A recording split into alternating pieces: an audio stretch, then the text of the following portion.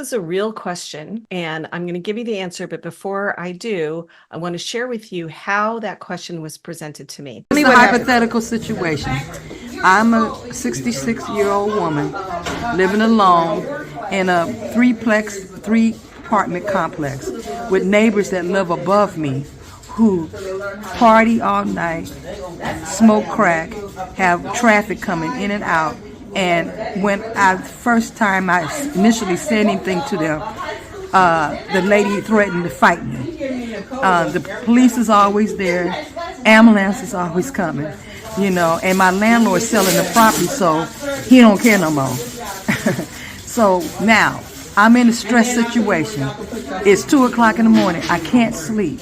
They're making noise, the music loud. What do I do?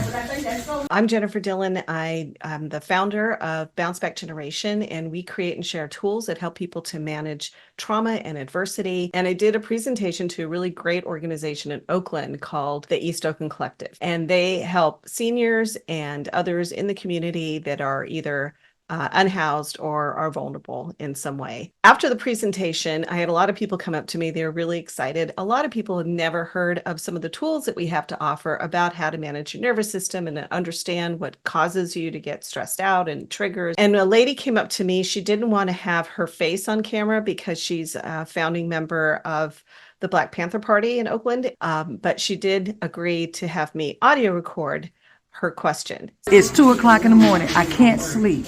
They're making noise, the music loud. What do I do? So what would you do in a situation like that?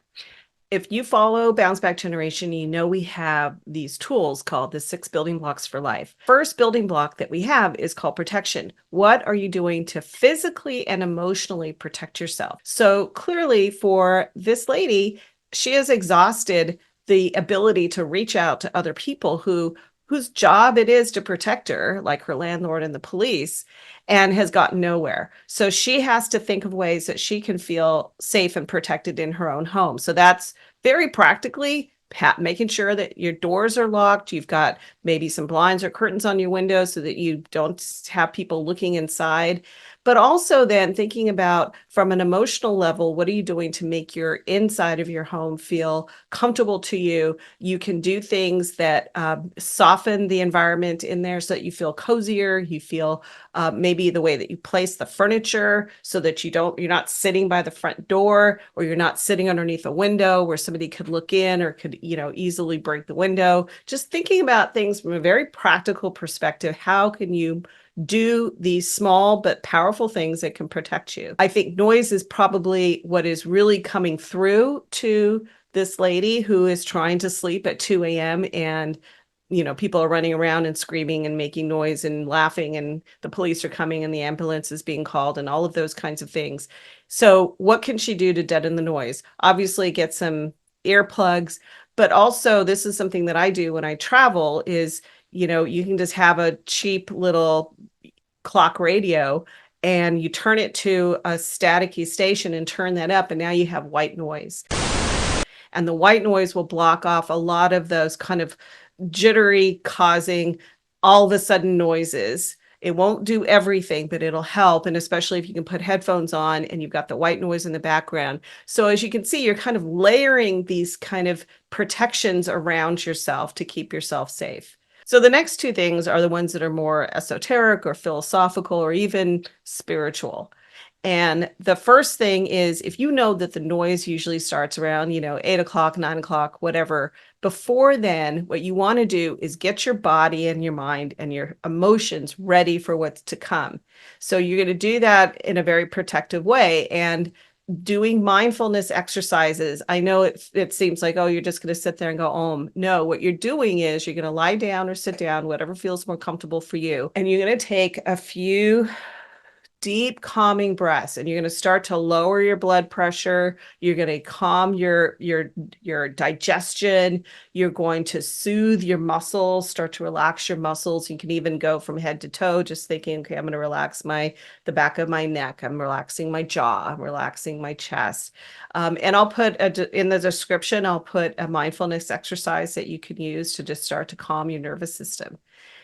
Now, Before you do that for like 5 minutes, it doesn't take that long. While you're in a relaxed state, I want you to imagine that you have a oval shaped shape that goes around you like an egg. And imagine that you're inside of it, and that inside you can feel this warm light that bathes you, warm but strong, powerful, protective light.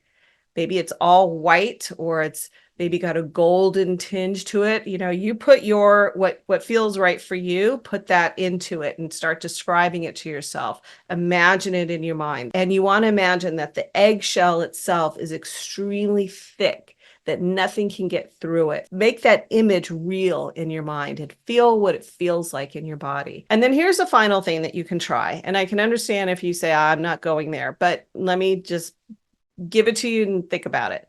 And that is to consider that somebody who is in that state, who is using drugs and alcohol in order to, you know, quote unquote, have fun and go make noise and get all crazy, that in most cases, what people are doing in that state is that they're using the drugs and alcohol, the substances, to keep those memories or those feelings of past trauma or adversity or mental unrest, to keep them at bay.